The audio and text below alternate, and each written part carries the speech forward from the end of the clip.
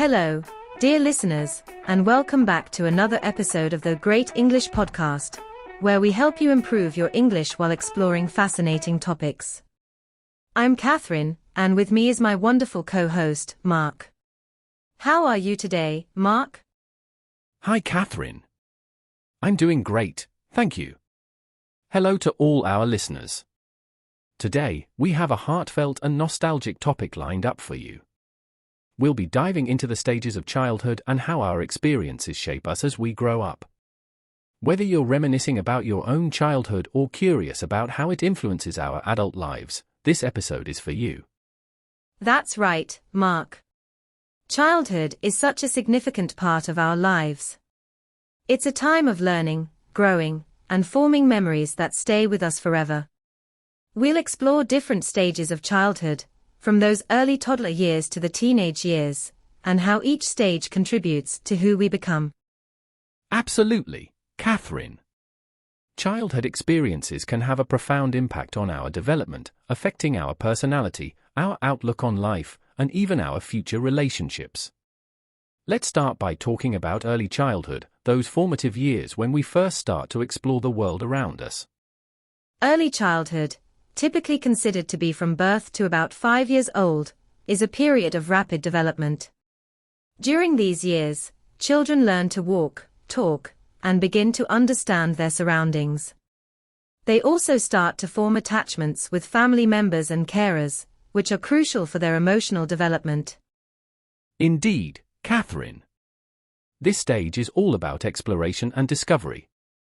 Children are naturally curious, and their brains are like sponges, absorbing everything they see, hear, and experience. It's also a time when they begin to develop basic skills, such as language and motor skills, which are foundational for later learning.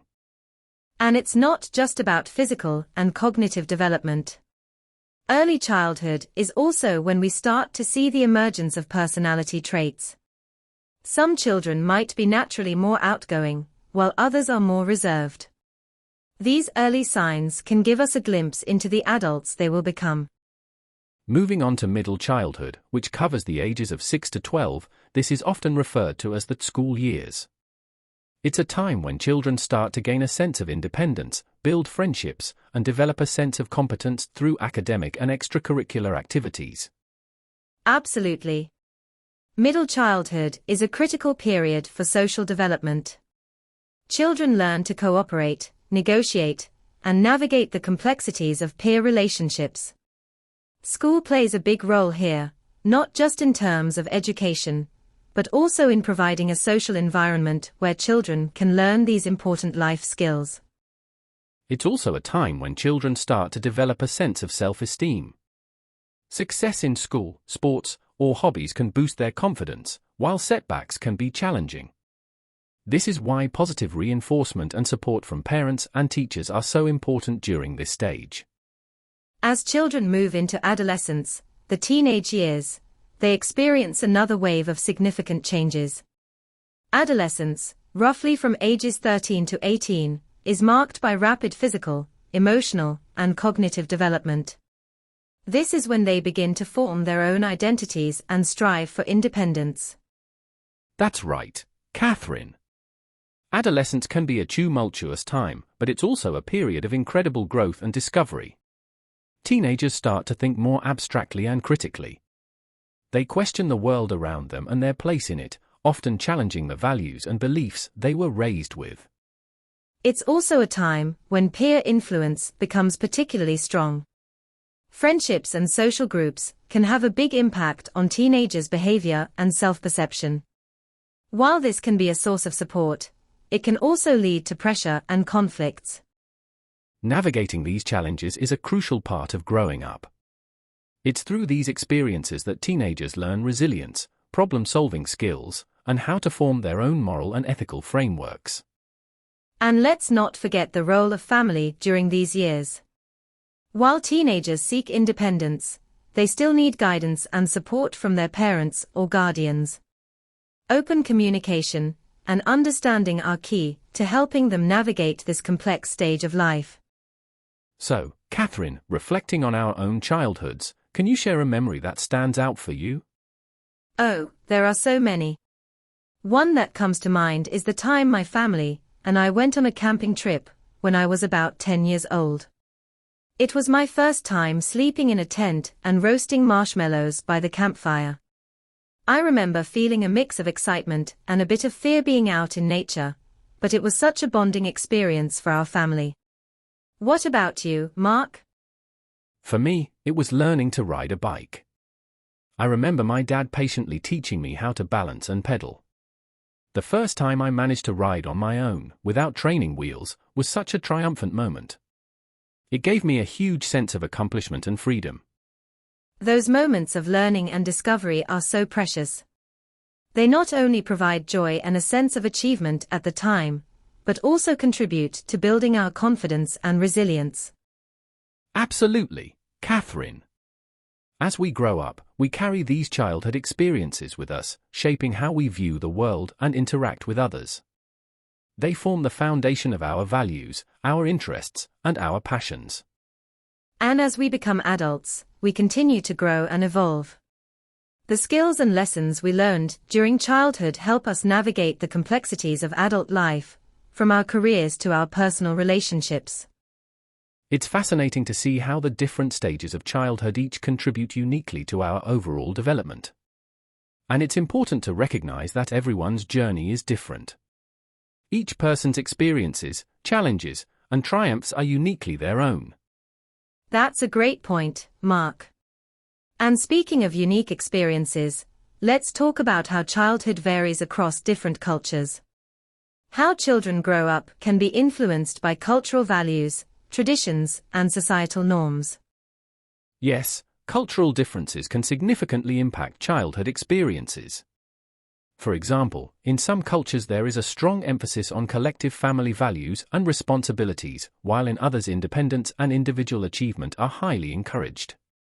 And these cultural influences can shape everything from parenting styles to educational approaches. It's fascinating to see how these differences play out in various parts of the world and how they contribute to the diversity of human experiences. So true. And as we learn about these different perspectives, it broadens our understanding and appreciation of the many ways people grow and develop. It's a reminder of the richness of our shared human experience. Indeed, Mark.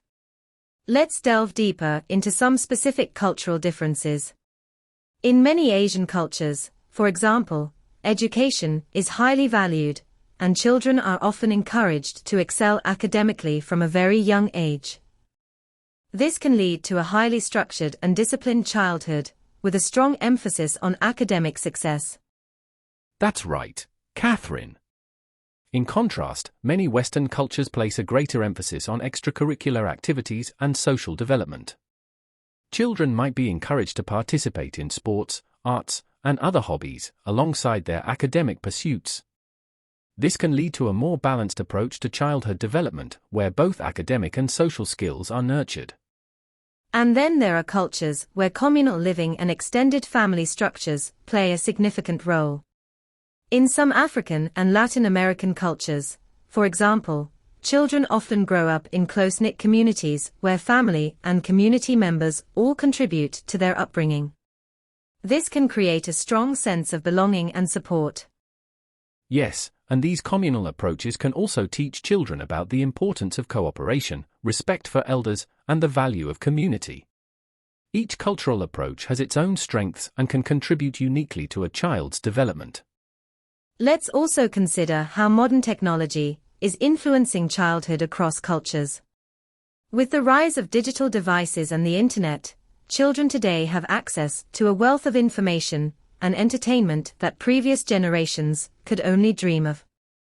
That's a good point, Catherine.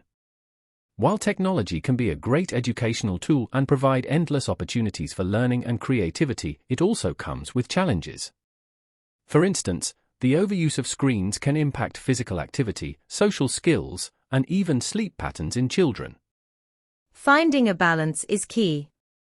Parents and carers play a crucial role in guiding children on how to use technology wisely, ensuring it enhances rather than detracts from their overall development.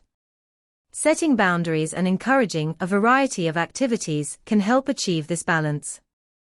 Speaking of activities, let's not forget the importance of play in childhood. Play is a fundamental part of learning and development. Through play, children explore their environment, develop social skills, and express their creativity. Absolutely, Mark. Play allows children to experiment, solve problems, and understand the world around them in a safe and enjoyable way. Whether it's imaginative play, physical activities, or structured games, the benefits of play are immense. And play isn't just beneficial for young children.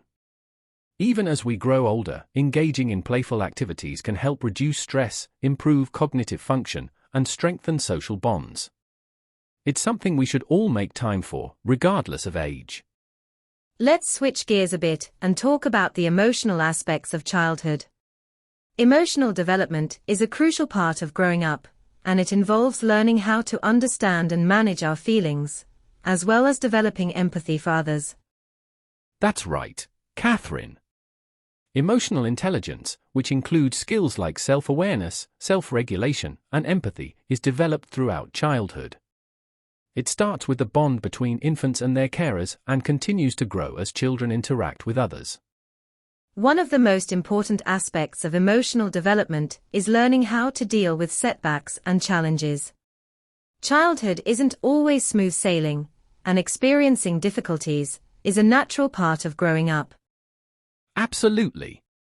It's through these experiences that children learn resilience and coping skills. Whether it's dealing with a disagreement with a friend, facing a difficult test, or experiencing a loss, these moments teach valuable lessons about perseverance and emotional strength. And let's not forget the role of parents and carers in supporting emotional development. Providing a safe and nurturing environment where children feel loved and valued is crucial. Encouraged open communication and helping children understand and express their emotions can make a big difference. Indeed, Catherine. Positive role models are also important. Children often learn by observing the adults around them. Showing empathy, managing stress effectively, and maintaining healthy relationships are ways adults can model positive emotional behaviors for children. As we look back on our childhoods, we can often see the impact of these emotional lessons. The way we handle stress, interact with others, and approach life's challenges can often be traced back to what we learned as children. That's so true. And as adults, we continue to grow and develop emotionally. The foundation laid during childhood helps us build more complex emotional skills as we navigate the ups and downs of adult life. Let's take a moment to reflect on some key takeaways from our discussion today. Childhood is a unique and precious time that shapes us in many ways. Each stage, from early childhood to adolescence, plays a crucial role in our overall development. Absolutely. The experiences we have, the lessons we learn, and the relationships we form during childhood all contribute to the person we become. And while each person's journey is unique, there are common themes and milestones that many of us share. We've also seen how cultural differences can influence childhood experiences. Understanding these differences can help us appreciate the diversity of human development and the many ways in which children can grow and thrive. And as we've discussed, technology is playing an increasingly important role in childhood today. Finding a balance between digital and real-world experiences is crucial for healthy development. Play, emotional development, and the support of family and carers are all essential components of a happy and healthy childhood. These elements help children build the skills and resilience they need to navigate the complexities of life. As we wrap up today's episode, we hope you've enjoyed this exploration of childhood and its impact on our lives. Reflecting on these experiences can help us better understand ourselves and others and appreciate the journey we've all taken to get where we are today. Thank you for joining us, dear listeners. If you have any childhood memories or stories you'd like to share, we'd love to hear from you. Reach out to us on our social media or leave a comment on our website. And don't forget to tune in next time for another engaging episode of the Great English Podcast. Until then, keep learning and growing. Goodbye for now.